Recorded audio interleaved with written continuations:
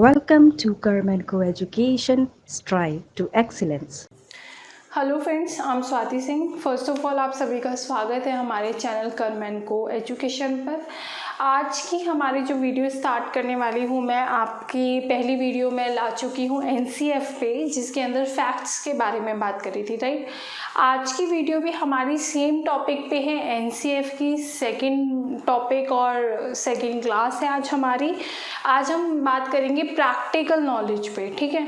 मैंने आपको first video के अंदर बताया था कि केवल आपके साथ वही पॉइंट डिस्कस करूंगी जो आपके प्रैक्टिकल नॉलेज पे बेस होंगे और जिससे आप एग्जाम्स में क्वेश्चंस को अटेम्प्ट कर पाएंगे, आंसर्स वहाँ पे दे पाएंगे, ठीक है।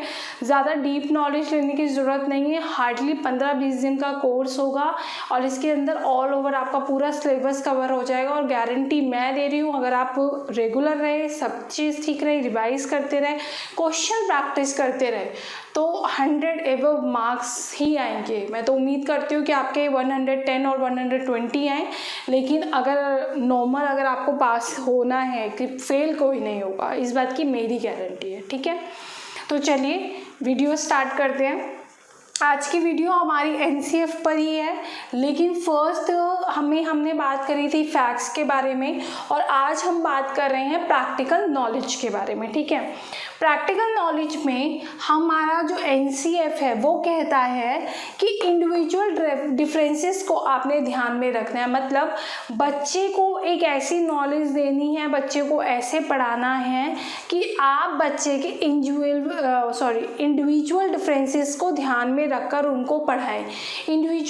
हर कोई अपने आप में इंडिविजुअल होता है, सबकी अपनी पसंद होती है, नापसंद होती है। किसी को मैथ्स पसंद है, किसी को साइंस पसंद है, किसी को कोई और सब्जेक्ट पसंद होगा, और किसी एक सब्जेक्ट पे किसी की कमांड बहुत ज़्यादा है, किसी की कमांड कम है, किसी को आपको ज़्यादा सपोर्ट करना पड़ेगा, किसी को कम सपोर्ट करना पड़ेगा।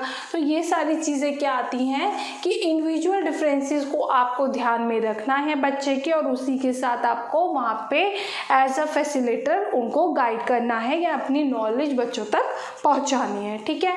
एक सेम लेवल पे सबको नहीं आंकना है, क्योंकि ज़रूरी नहीं कि जिस एक लेवल की स्पीड पे आप चल रहे हो क्लास में शायद 3 से 4 बच्चे ही उसको कैचअप कर पाए, बाकी बच्चे ना कर पाए, ठीक है। सेकेंड पॉइंट आता है हमारा, student learn better in group work because they learn each other, ठीक है। Very important point. आप सभी को पता है कि स्टूडेंट्स जो होते हैं हमारे, जब उनको हम एक्टिविटीज़ कराते हैं तो वो ग्रुप में ज़्यादा अच्छे से लर्न करते हैं अकॉर्डिंग टू इंडिविजुअल, ठीक है। तो आपको ऑलवेज ट्राई करना है कि बच्चों को ऐसे पढ़ाएं कि वो ग्रुप में काम करें, जिससे कोऑपरेशन की भावना भी उनके अंदर आए, और उसी के साथ साथ कि ग्रुप वर्क जब करेंगे तो एक हेल्दी एनवायरनमेंट होगा, आपस में चीज़ें शेयर करेंगे तो वो उससे लर्न करेंगे, ओके। थर्ड पॉइंट है, student learn in a number of ways, कि स्टूडेंट बहुत सारे तरीकों से सीखते हैं। ज़रूरी नहीं जो आपने मेथड बता दिया, जो तरीका आपने बता दिया कि केवल बच्चे उसी से सीखे। हो सकता है उसको सीखने के और कोई तरीके हो जिसका कोई मेथड ना हो और इजी वे हो, तो बच्चे बहुत सारे तरीकों से भी सीख सकते हैं। इसीलिए ये इम्पॉर्टेंट नहीं है कि जो किताब में लिखा है वैसे ही आपको उनको पढ़ाना है। नेक्स्ट आता है, every child can learn anything. तो ये चीज़ ध्यान में रखें कि किसी भी बच्चे को आपको निरस्त नहीं करना है, कि अगर कोई बच्चा मैथ्स में बहुत अच्छा है, साइंस में बहुत अच्छा है, तो उसके अकॉर्डिंग दूसरे बच्चे को आप ये कह दें कि तू तो नालायक है, तू कुछ नहीं कर सकता, आप अच्छे मार्क्स नहीं ला सकते, देखो सोहन कितने अच्छे मार्क्स लाता है मैथ्स में, देखो आपके 0 आते हैं। बिल्कुल भी नहीं। हर एक बच्चा कुछ ना कुछ सीख सकता है और सब कुछ सीख सकता है अगर आप उसकी हेल्प करेंगे, अगर आप एज अ फैसिलिटेटर वहाँ पे अच्छे से बच्चों को गाइड करेंगे, उनको हेल्प करेंगे, ठीक है। नेक्स्ट आता है, इस पॉइंट पे ध्यान देना अच्छे से, डायरेक्ट क्वेश्चन आया हुआ है, child fails it means system fails, it does not mean teacher fails और एनी स्टूडेंट फेल, ठीक है। पूरी line as it is exam में आई हुई है कि अगर कोई बच्चा फेल होता है तो उसका मतलब है कि उसकी संस्था यानी कि सिस्टम फेल हुआ है, उसका ये मतलब नहीं है कि किसी बच्चे के फेल होने से या तो एक टीचर फेल हुई है या स्टूडेंट फेल हुआ है, राइट। तो ये चीज़ ध्यान में रख के चलना कि जब एक बच्चा स्कूल में फेल होता है या मार्क्स कम आते हैं तो इट मीन्स कि एक सिस्टम फेल हो रहा है। क्यों? अब इसका कॉन्सेप्ट समझिए कि क्यों हम सिस्टम को बोलते हैं। देखो, स्कूल का जो एक प्रोसीजर होता है वो क्या होता है, स्टूडेंट एडमिशन लेने आता है तो वो आपको स्कूल में क्या देता है, वो फीस देता है। टीचर स्कूल में पढ़ाते हैं तो वो क्या चीज़, आप उनको फीस देते हैं। कौन देता है फीस, कौन लेता है, सिस्टम। फीस कौन देता है, सिस्टम, ठीक है। तो जो टीचर्स को अपॉइंट कर रहा है, मान लो अगर किसी टीचर में कमी है कि उसको लैक ऑफ नॉलेज है, कम ज्ञान है और वो बच्चों तक प्रॉपर ज्ञान नहीं पहुंचा पा रहा है, तो इसमें गलती किसकी, टीचर की गलती नहीं है इसमें कि उसको लैक ऑफ नॉलेज है, उसमें सिस्टम की गलती है कि सिस्टम ने देख के गुड टीचर्स अपॉइंट नहीं किए जो बच्चों के लिए आगे हेल्पफुल हो, ठीक है। तो इसीलिए, और मान लीजिए कि टीचिंग एड्स का यूज़ अच्छे से नहीं हो पा रहा है, वो अलमारियों में रखी रखी सड़ रही हैं, केवल बुकों का ही यूज़ किया जा रहा है, तो उसमें भी किसकी गलती है, उसमें भी सिस्टम की गलती है, टीचर की कोई गलती नहीं है या स्टूडेंट की कोई गलती नहीं है। तो इसीलिए जब एक बच्चा फेल होता है तो इट मीन्स कि पूरा सिस्टम फेल हो रहा है, राइट। टीचर या फिर स्टूडेंट फेल नहीं होता है। नेक्स्ट पॉइंट पे ध्यान दीजिए, प्रोग्रेसिव एजुकेशन, यानी प्रोग्रेसिव एजुकेशन होनी चाहिए आपके स्कूल में, समावेशी शिक्षा। अब समावेशी शिक्षा क्या कहती है आपकी कि एक ही स्कूल के अंदर स्पेशल चाइल्ड होने चाहिए, गिफ्टेड चाइल्ड होने चाहिए और नॉर्मल चाइल्ड होने चाहिए, ताकि वो एक दूसरे के साथ हेल्प करके सीखे, एक तो दूसरे के साथ कोलैबोरेट करके सीखे।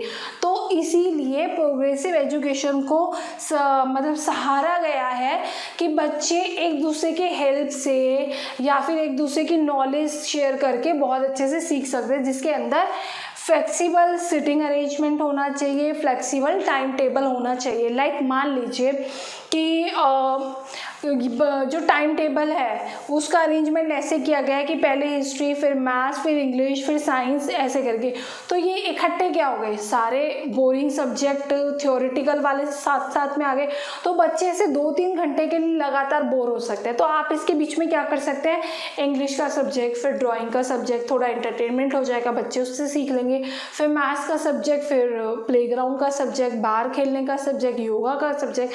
तो इस तरीके से फ्लेक्सिबिलिटी होनी चाहिए टाइम टेबल में या फिर सिटिंग अरेंजमेंट में, ओके। नेक्स्ट, ये भी इम्पॉर्टेंट है, पॉइंट्स फॉर एरर। इसमें याद रखना, एरर्स होते हैं आपकी गलतियाँ। अब आप एक चीज़ बताइए, ये वही पॉइंट है जो मैंने एनसीईआरटी की फर्स्ट क्लास के अंदर आपको बताया कि थोड़े कंफ्यूजिंग क्वेश्चन भी आते हैं एग्ज़ाम में, कि आपको पढ़ के लगेगा कि ये तो नेगेटिव है। अगर मान लीजिए मैं आपसे पूछती हूँ कि मान लीजिए फॉर एग्जांपल कि एक बच्चा पेपर के अंदर या फिर पढ़ने के बाद एक एग्ज़ाम में बहुत ज़्यादा गलतियाँ कर रहा है, 2+2 का मैडम ने कॉन्सेप्ट सिखाया है, लेकिन बच्चा उसमें बार बार गलतियाँ किए जा रहा है, तो इसमें गलती किसकी है, या गलती नहीं तो इसमें कमी क्या रह गई। तो आप बोलेंगे कि टीचर की कमी रह गई कि उसने कॉन्सेप्ट सही से नहीं पढ़ाया, और एनवायरनमेंट की कमी रह गई, या बच्चे की कमी रह गई कि उसका कॉन्सेप्ट क्लियर नहीं है, उसने प्रैक्टिस नहीं करी। नहीं, इस चीज़ को ध्यान में रख के चलना कि एरर्स का मतलब ये नहीं है कि वो नेगेटिव है, कि गलतियां हैं तो वो नेगेटिव हो गया। एरर्स का मतलब है पॉजिटिव, मतलब कि जहाँ बच्चा गलतियाँ कर रहा है तो वो पॉजिटिव वे में है। क्यों? Because error tell us how child learn. जहाँ पे बच्चा जब गलतियाँ करना सीख जाता है वो हमें बताता है, टीचर्स को बताता है कि बच्चा कैसे सीखता है। जब तक बच्चा गलती नहीं करेगा आपको कैसे पता चलेगा कि बच्चा इस वे से नहीं इस वे से सीखेगा। ठीक है, फर्स्ट पॉइंट पॉजिटिव हो गया। Second point, self correction. बच्चे को ये अपॉर्चुनिटी प्रोवाइड करे कि बच्चा अगर कोई गलती कर रहा है वो तो खुद को करेक्ट करे, आपसे एज अ फैसिलिटेटर का काम करे। आप उसको करेक्शन करके ना दे, उसको सोल्यूशन ना दे, उसको क्या करे, सेल्फ करेक्शन को करने के लिए बोलिए। वो एक बार गलती करेगा, 2+2 में उसने एक बार लिख दिया 3 आ गया, 2+2 में भी एक बार लिख दिया उसने 5 आ गया, फिर धीरे धीरे सीखेगा, कॉन्सेप्ट सीखेगा, फिर कहीं तो जाके आंसर लेकर आएगा 4।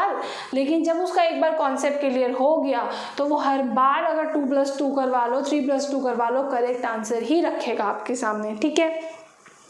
उसके बाद don't take serious note on error. ये इम्पॉर्टेंट पॉइंट है, ये भी एग्जाम में आ चुका है कि कभी भी टीचर को बच्चों की गलतियों पे सीरियस नोट्स नहीं लिखने चाहिए। प्रिंसिपल को, स्कूल एनवायरनमेंट को, स्कूल सिस्टम को या फिर पेरेंट्स को, बिल्कुल नहीं, उसको सीरियसली लेना ही नहीं है। बच्चे गलतियां कर रहे हैं, इट्स गुड, क्योंकि अगर बच्चा गलती नहीं करेगा तो सीखेगा कैसे। तो इसीलिए कभी भी सीरियस नोट मत लो कि बच्चा गलतियां कर रहा है, वो अच्छा है, पॉजिटिव पॉइंट है। नेक्स्ट है idea are important than errors. हमारे एरर्स से ज़्यादा, यानी कि गलतियाँ, बच्चे की गलतियाँ करने से ज़्यादा इम्पॉर्टेंट क्या है, एरर्स कि बच्चे की गलतियाँ करने से ज़्यादा इम्पॉर्टेंट क्या है, आपके आइडियाज़। कि बच्चा एक चीज़ में 1000 गलती कर रहा है, कोई बात नहीं करे, लेकिन जब तक वो उसके अंदर अच्छे अच्छे आइडियाज़ पुट नहीं कर रहा है कि ये तरीके से हो सकता है। आपको बेस्ट एग्जांपल, आपको बल्ब किसने बनाया ये याद होगा, ठीक है। तो आप सोचिए जब बल्ब का आविष्कार हो रहा था तो उस टाइम पे कितने थाउजेंड्स ऑफ टाइम वो फेल हुआ था। तो उसने क्या एक ही प्रोसेस को लेके चला था क्या, नहीं ना, हर बार क्या था, नया कुछ नया कुछ नया कुछ नया डेवलप किया, तभी तो लास्ट में जाके बल्ब का इनोवेशन हुआ। तो इसीलिए बच्चे के आइडियाज़ मैटर करते हैं कि वो हर बार नया क्या उसमें प्रैक्टिस कर रहा है, नई क्या चीज़ डाल रहा है, ताकि वो एक अच्छे रिजल्ट पे पहुंच सके। ओके, नेक्स्ट है errors are the part of learning. ये याद रखना कि एरर्स हमेशा नेगेटिव नहीं है, errors is a positive point for a child, क्योंकि इससे हमें पता चलता है हाउ दे लर्न, और it's a part of learning. अगर बच्चा सीखेगा नहीं तो गलतियां कैसे करेगा, और अगर गलतियां नहीं करेगा तो बच्चा सीखेगा कैसे। एक बार में तो कभी किसी को नहीं आया, आपने कॉन्सेप्ट सिखा दिया, अब अगर वो सोचे कि नहीं मैं नहीं कर रहा, गलती हो जाएगी, तो बच्चे जब तक आप करोगे नहीं, गलती के डर से बैठे रहोगे, तब तक आप सीखोगे भी तो नहीं। एक बार करोगे गलती होगी, 2 बार करोगे गलती होगी, तीसरी बार तो नहीं होगी। लेकिन अगर आप गलती के डर से करोगे ही नहीं तो वो तो आएगा ही नहीं आपको, ठीक है। तो जो हमारे एरर्स होते हैं are the part of the learning. Next आता है एरर लाइक का अपॉर्चुनिटी। बिल्कुल, मैंने अभी जैसे आपको बताया कि जब बल्ब का आविष्कार हो रहा था, एक बार गलती हुई तो मतलब सेकेंड अपॉर्चुनिटी मिली कि कुछ नया करना है, सेकेंड टाइम गलती हुई, थर्ड टाइम अपॉर्चुनिटी मिली कि कुछ गलती करने नया करना है। तो इसीलिए एरर्स हमें अपॉर्चुनिटीज़ प्रोवाइड कराते हैं कि आज बेटा कुछ कमी रह गई है इसमें, आपको इसमें कुछ और नया ट्राई करना है, आज भी कमी रह गई इसमें, आज भी आपको कुछ नया ट्राई करना है। तो इसीलिए एरर्स जो होते हैं वो हमारी अपॉर्चुनिटीज़ प्रोवाइड कराते हैं। अब देखो, जब एरर्स का नाम लिया था मैंने, गलतियों का, तो आपके माइंड में सीधा क्लिक किया होगा कि नेगेटिव पॉइंट, लेकिन ये पॉइंट पढ़ के आपको पता चल रहा होगा कि ये नेगेटिव पॉइंट्स नहीं है, ये पॉजिटिव पॉइंट्स है। एरर्स होना यानी कि पढ़ाई में या लर्निंग में गलतियां होना कितना इम्पॉर्टेंट है, उससे बच्चे के बारे में हमें क्या पता चलता है और बच्चे के लिए कितना पॉजिटिव है कि वो कैसे खुद के लिए सेल्फ लर्निंग लेता है। ठीक है, नेक्स्ट पॉइंट चलते हैं। ये पॉइंट है We should not stop mobile phones, comics, movies and extra time for play. Important and positive point, ध्यान रखना पॉजिटिव पॉइंट है। हम हमेशा बोलते हैं ना कि इट्स अ नेगेटिव पॉइंट कि बच्चों को ज़्यादा मूवीज़ नहीं देखने देना, मोबाइल फ़ोन यूज़ करने नहीं देना, मूवीज़ या फिर एक्स्ट्रा टाइम नहीं देना, कॉमिक्स नहीं पढ़ने देना। तो ये चीज़ आपको नहीं करनी है। As a teacher, as a parents, आपको बच्चों को कभी भी स्टॉप नहीं करना है कि आप मोबाइल फ़ोन मत चलाओ, कॉमिक्स मत यूज़ करो, मूवीज़ मत देखो या एक्स्ट्रा टाइम प्ले के लिए मत, क्योंकि बच्चे का इससे ऑल ओवर डेवलपमेंट होता है। बुक्स में सीमित नहीं करना है बच्चे को। ऐसा नहीं है कि मोबाइल फ़ोन में जब वो गेम खेलता है तो सिर्फ गेम ही खेल रहा है। आप सोचिए ना कि अगर मारियो का गेम भी खेल रहा है तो उसमें बहुत सारी चीज़ें होती हैं। उसको कॉइन्स के बारे में पता चलता है, जंपिंग्स के बारे में पता चलता है, और चीज़ों के बारे में पता चलता है, what is the right left jump, और बहुत सारी चीज़ें होती है गेम्स में। मैंने कभी इतने खेले नहीं हैं ऑनलाइन गेम्स, तो मुझे इतना आइडिया नहीं है, बट आपको पता होना चाहिए। और कॉमिक्स से आपको पता है कॉमिक्स क्या है, एक बुक है जिसके अंदर पिक्चराइज किया जाता है, ऊपर ऐसे बादल से बने होते हैं, उनके थॉट्स होते हैं, तो बच्चा उनको देख के सीखता है, पढ़ के सीखता है, तो वो एक इमेजिनेशन क्रिएट होती है बच्चे के माइंड में कि दो लोग कैसे बातें कर रहे हैं। ठीक है, मूवीज़ हैं, मूवीज़ देखने से बच्चे को नॉलेज मिलती है, ज़रूरी नहीं है सारी मूवीज़ बिगाड़ती हैं। और एक्स्ट्रा टाइम फॉर प्ले, उससे बच्चे का फिजिकल डेवलपमेंट होता है, ऑल ओवर डेवलपमेंट होता है, राइट। तो इसीलिए do not stop for the mobile phone, comics, movies और extra time for the play. ठीक है, इट्स अ पॉजिटिव पॉइंट, याद रखना। सेकेंड पॉइंट आता है इसके बाद, they should be good association with the parents, right. बच्चे जो होते हैं वो एक अच्छा एसोसिएशन है, एक अच्छी एक तरह से एक बॉन्डिंग होती है ना पेरेंट्स की और बच्चों की, वो होनी चाहिए। ठीक है, ये भी पॉजिटिव पॉइंट है। टीचर कैन काउंसिल ऑल्सो, बिल्कुल राइट। एक बच्चे के लिए अलग से प्राइवेट काउंसलर बुलाना या उसके लिए साइकोलॉजिस्ट बुलाना, इट्स नॉट गुड। टीचर खुद अपने बच्चों को काउंसिल कर सकता है, बिकॉज टीचर उसको बहुत अच्छे तरीके से जानता है कि उसकी बेसिक नीड्स क्या हैं, उसका मेंटल डेवलपमेंट कितना है, उसका फिजिकल डेवलपमेंट कितना है, वो पढ़ाई में कैसा है, वो को करिकुलर एक्टिविटीज़ में कैसा है। तो जिसके द्वारा एक टीचर अपने बच्चे को बहुत अच्छे से प्रॉपर तरीके से गाइड कर सकता है, काउंसिल कर सकता है। ठीक है, उसके प्रॉब्लम्स के अंदर। नेक्स्ट पॉइंट आता है एंड लास्ट पॉइंट है इसका, हमारे जो भी प्रैक्टिकल नॉलेज थी उसकी, इसके बाद इसके पॉजिटिव और नेगेटिव पॉइंट करेंगे। लास्ट पॉइंट है, teacher must formulate question of the content, discuss and debate on the topic and the present topic in a better way.